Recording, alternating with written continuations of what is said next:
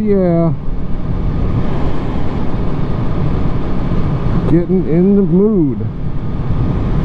The moto vlogging mood. Coming to you from the depths of the coronavirus that I've had for the past 3 weeks now.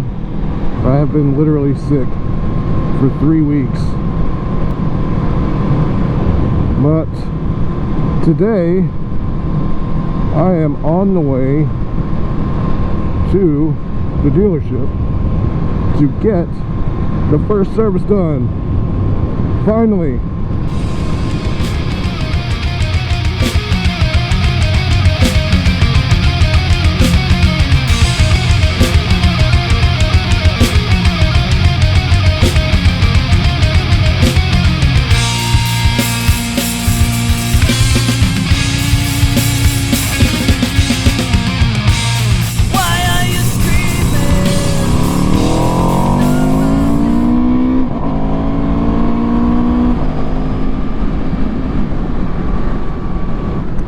So, since I've got about an hour-long ride up to the dealership, and honestly, that's pretty lucky. I live within an hour of the only Aprilia dealer in my entire state. Southeast Motorcycle in Savannah, Georgia is the only official Aprilia dealership in this whole state of Georgia. And that's where I got this one. So that gives us some time to talk about the bike. I put that video out last week asking, do I hate this bike? And I think I feel like I emphatically answered that at the end of the video, that no, of course I don't hate this bike. I know a lot of you guys didn't watch the whole video. Hell, I think almost nobody watched it, period. But hey, we're not going to worry about that. I do not hate this bike. I love this bike. It is an amazing bike. I figured I would go over some of the reasons why I bought this bike, why I chose this one, kind of some of the other options that I had at the time. This was about 6 months ago, and I probably should have put out a video like this, about 6 months ago. I'm just getting to it now, so here we go. I was looking at R1s quite closely. I even had traveled to a couple of dealerships and checked them out in person, even worked some numbers. I was trying to find something for about $15,000 out the door. The only way I could get $15,000 out the door was if I could find a leftover 2018. One of the main things that drew me to the R1 was the engine. I love the sound of that cross-plane crank. So that got me thinking about other bikes. I realized, wait a minute, Aprilia, the RSV4, that V4 sounds it's even throatier really than the R1's engine. Everybody just constantly raves about this bike, and you never see any of them anywhere. That's another thing. Like, I'm not all that worried about having a rare bike. Like, I don't need a rare bike, but it's not a bad thing either. Like, I guess it's kind of cool to know that on this ride, this hour-long ride, I guarantee I'm not going to see another Aprilia. That's another thing I couldn't figure out, is like, why does nobody buy this bike? Well, as I mentioned earlier, the dealer network is part of the problem. A lot of people just simply live 6, 7, 8 hours away from the nearest dealer. So I think that's a big problem for Aprilia. They've really got to focus some attention on their dealership network and getting more dealers, marketing more, getting people more into their products, because their products are great. The Tuono is pretty much universally hailed as the ultimate super naked, and the RSV4, the RR, I think is an absolute Japanese leader bike killer. Like the ZX10, the R1, the GSX R1000, the RSV4RR can absolutely put the smack down on any of those bikes. And it's just one of those things, you know, Aprilia's got great products, they just, nobody knows about them. You know, people in the know about them, YouTubers like us know about them, but the general public just has no idea what an Aprilia even is. Never heard of it, you know. There's a side benefit to the fact that nobody has this bike, is that insurance companies just don't have any idea what to do with it. If you'll believe this, I just got rid of my Ninja ZX6R, what, 2-3 months ago. I was paying, let's see, I was paying about $70 a month for insurance on that bike, and that was just for comprehensive and liability. I couldn't put collision on it because they wanted like $150 a month. Now, you're not going to believe this, but I swear, like, if I have to, I'll get the paperwork out to prove it, but I got full coverage on this bike. Full coverage. Comprehensive, collision, uninsured, motor, all of that, everything. I got that all for $35 a month. So my thinking on that is, nobody has this bike, nobody's buying it. So there's none of them on the road, and since there's none of them on the road, nobody's wrecking them. Nobody's having them stolen. So like the insurance company's looking around and types in Aprilia RSV4 and sees like no thefts and no accidents, and they're like, oh well, you know, they're not motorcycle people, they don't think about that, you know, it's just numbers to them. How many get wrecked, how many get stolen, how many times have we had to pay a claim out on a flipping RSV4 because nobody has bought this bike. Since it's such a rare bike, the insurance, at least for me, through Allstate, was just incredibly cheap. Like I couldn't even believe it. So it's incredible how much cheaper it is to insure this bike than the Ninja. And again, like I said, it makes sense. Nobody has this bike. There's very few of them on the road. Very few of them get wrecked. Very few of them get stolen. Whereas there's, you know, what, tens of thousands of ZX6s on the road in various states of disrepair, getting wrecked, getting stolen, getting stunted, getting just whatever. That ended up being not one of the main reasons I bought this bike, but it ended up being a nice perk because, I mean, you know, I looked at insurance on the R1 too, and that would have hurt. That would have really stung.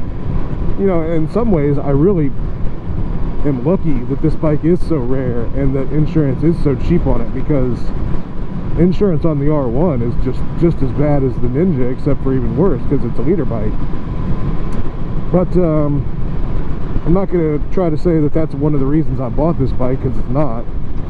The main thing that really caught my attention about this bike, and you don't even hear it first, you feel this thunderous like roar in your chest when somebody comes up, you know, on one of these bikes.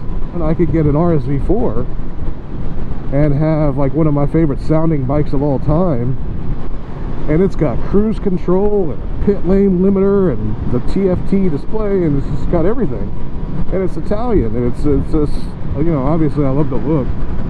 I actually really prefer the double R's to the RFs.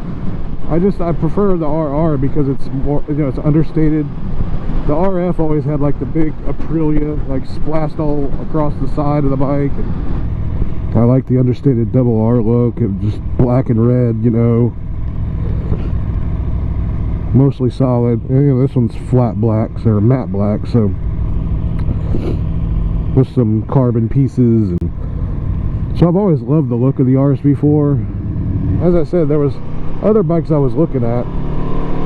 I, of course, like everybody else, was super interested in the new S1000RR, but you know, at that time, and I think even now still, you know, they were impossible to find. I know Motonosity found his, but I'm not exactly Motonosity. And plus, that bike was, you know, what, $23,000. I paid $15 for this one, and I'm going to tell you right now, this bike is 90% everything that S1000RR is.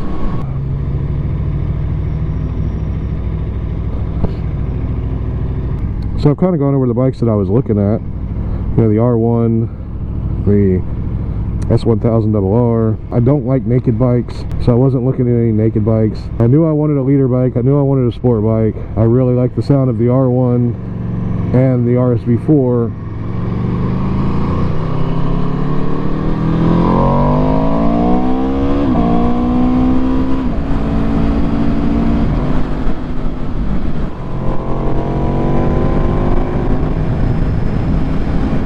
So that's 6th gear.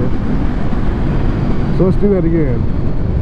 We'll go from, let's say, 70 to 90. 90. That's in 6th gear. So it's got plenty of low end power too. I mean, that's a pull from like what, a little under 5,000 RPM. You put it in 4th and do that, it'll be half the time. Gas mileage has not been great on this bike. I will stipulate to that. I think I averaged somewhere around like 29 miles to the gallon. There's average. 27.8 miles to the gallon. I get 10 miles a gallon better than that in my car. Of course, I don't really ride my car the way I ride this bike. I know that you can really ride your car, but I don't drive my car the way I ride this bike.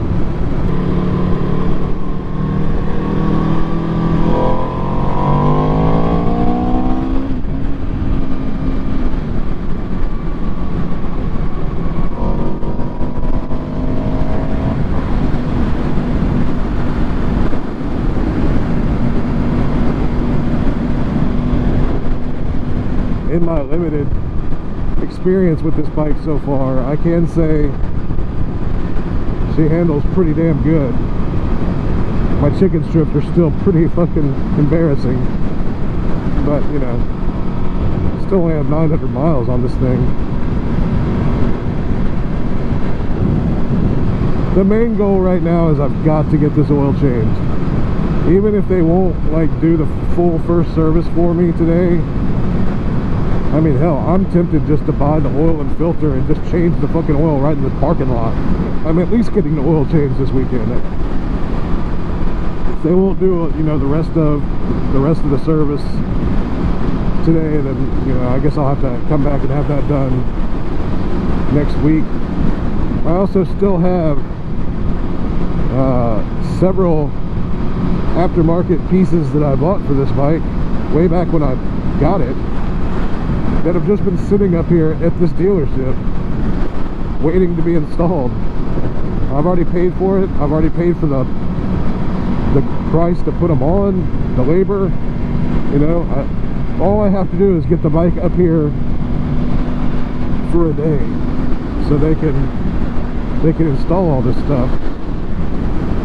All right, now that we've got the GoPro battery sorted, I tell you, when it's cold like this, freaking battery just dies. It's like, what, 40 minutes? 40 freaking minutes. Way to go, GoPro.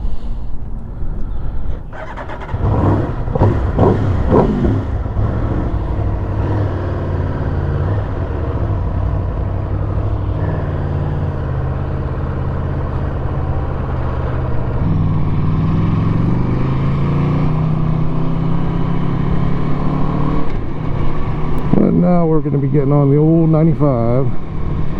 Maybe we can stretch our legs a little bit. No, 500 stupid cars are going to be getting on as well.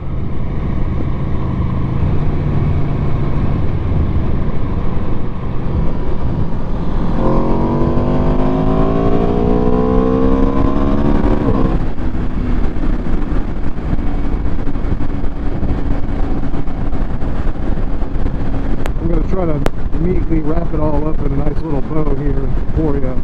5 things that I love about this bike. Number 1, absolutely, the sound. The sound of this V4 is the main reason why I bought this bike.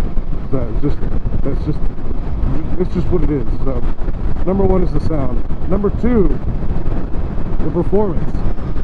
The RSV4 has some of the best performance of any leader bike currently. It's like right at the top. You've got the V4, you've got the S1000RR, you've got the RSV4. Now mind you, probably the factory, but still, this thing is pretty damn close. Yeah, the performance is absolutely right there. So number two, performance. This bike is incredibly performing. Number three, value. Value is a big deal for me especially, but I think for anybody that has any sense. You get 95% of an S1000RR or a V4S or the, you know, Fireblade SP, just all these R1M, all these $20,000+ bikes. You get 90% of that with this bike, and I paid 15 out the door, 15 with tax and everything. And how can you beat that? That's like the price of a fucking Daytona. It's almost as cheap as a fucking MT10, and this is, you know, one of the best performing leader bikes in the world. It's incredible. So yeah, 3 is definitely value. This is probably the best sport bike value there is right now. The fact that you can get one of these, you know, leftover RSV4s for 13 grand plus tax is really crazy. Number 4, I'm gonna have to go with looks. I love the look of this bike. I know that it's an old design, but it's almost a timeless design. Like the tri-beam headlights in the front, the super skinny tail, it's a classic design. It may not be as bite the back of your hand gorgeous as, say, the Panigale, but this thing is still a really pretty motorcycle. I think it's a lot better looking than the new S1000 or the new Fireblade or the new R1. And then finally, number 5. What is the 5th thing that I love about this bike?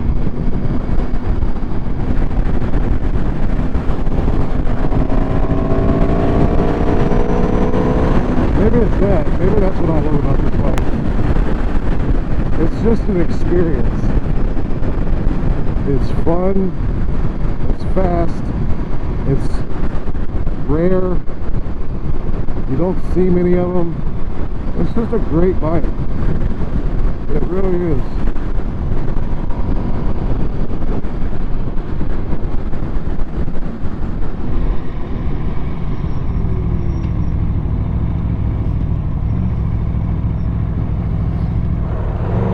I was watching one of my old videos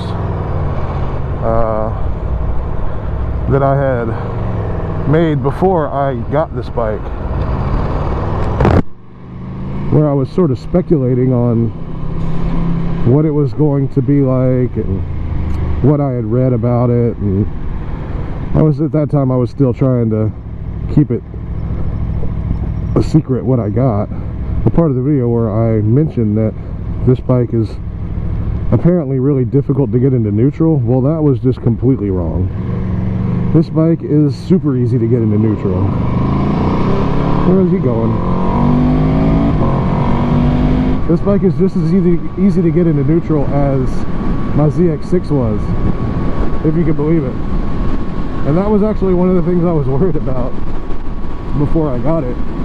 But no, this bike is super fine to get into neutral.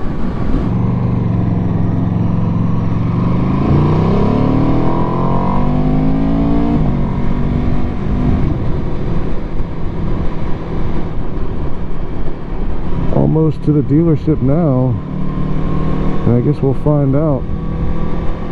I mean, I don't think we're going to find out anything. I'm 100% sure that they're going to be like,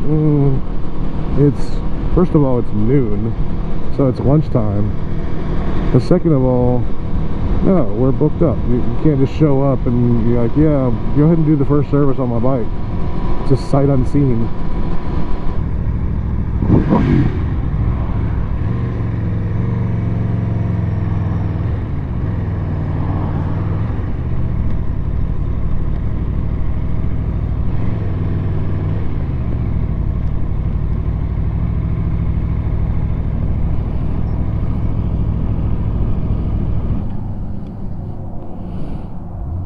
So this is Southeast Motorcycle, as you can see. This is where I bought my bike, the Aprilia dealer, and they don't have too many bikes outside today. There she is, the beast. Beautiful, beautiful bike. But I will be back momentarily. Can never go anywhere quick. I can never go anywhere quick. It takes like 20 minutes to get everything ready. Thank you, man. Yeah, man, ride safe. All right. At least I don't have to worry about it anymore. Yeah.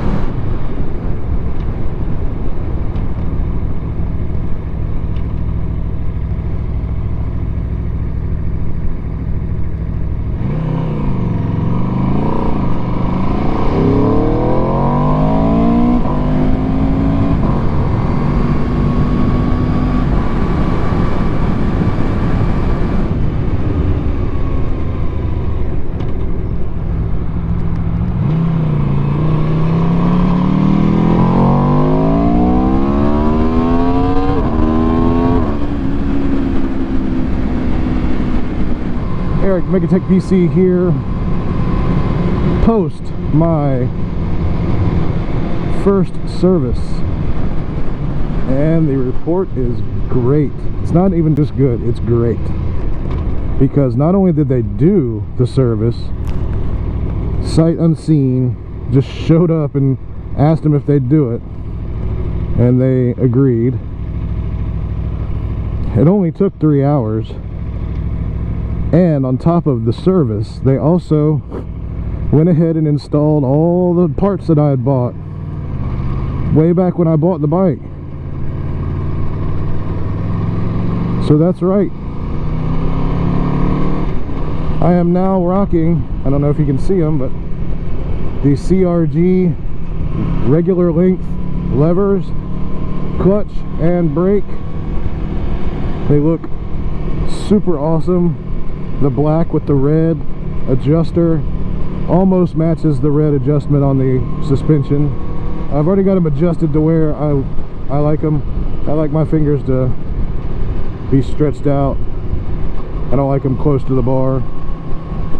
So yeah, CRG levers on both clutch and brake. They also installed my Competition Works integrated LED tail light, because I also got the Moto Dynamic fender eliminator. I believe it's Moto Dynamic, and so I had to of course get an integrated tail light because I got rid of my turn signals on the fender, and that definitely cleans up the look of the bike real quick. Other than the coronavirus, which I unfortunately still have, now there's no excuses now. There are no excuses for me not to ride this beautiful motorcycle anymore. Zero excuses for me not to ride, because the service is done. He said the next service is not due until 6,000 miles all of the parts that I bought for it have been installed, and it's good to go for 5,000 miles. So there's just no excuse from here on out not to ride this bike.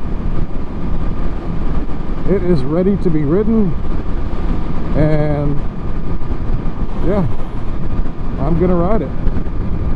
I'm gonna try to ride this beautiful bike at least once a week, or at least until I have my license taken away, because I could see that happening real quick,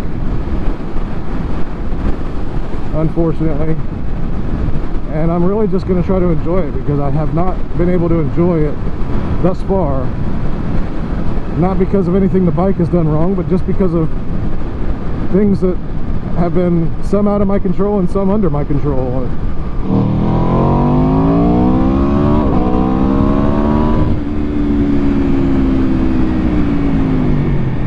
Oh, the freaking Brimbos on this bike.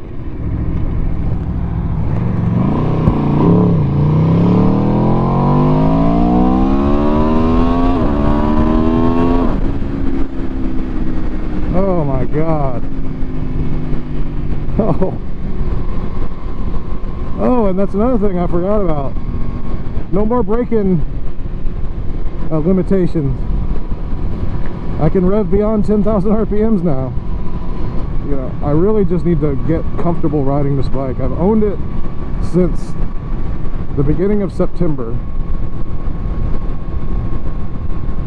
and so almost 6 months, and I still don't really know this bike. It still doesn't really feel like mine. This bike is still a stranger to me, and it's got this sort of aura of, you know, it's Italian, and it's a super bike. Like, it's got this aura of mysticism surrounding it, and I'm intimidated by this motorcycle. Like, you know, I feel like I'm riding around on one of my icons.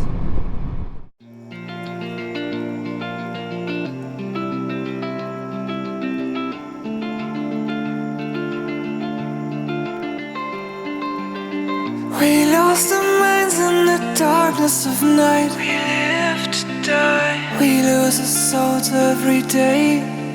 We lost our minds. We don't remember what's wrong and what's right.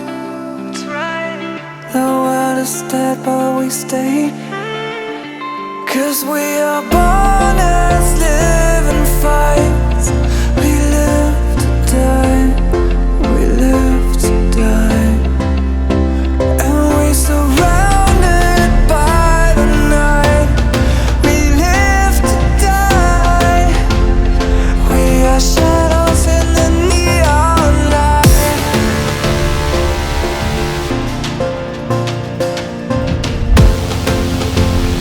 We are shadows in the neon light. We are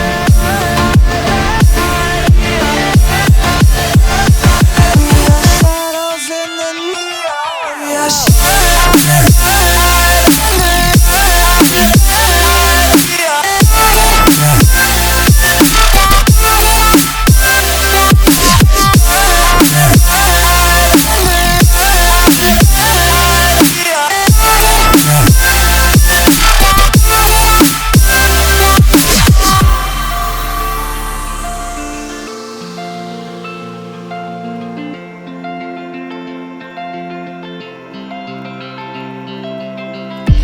We are just shadows.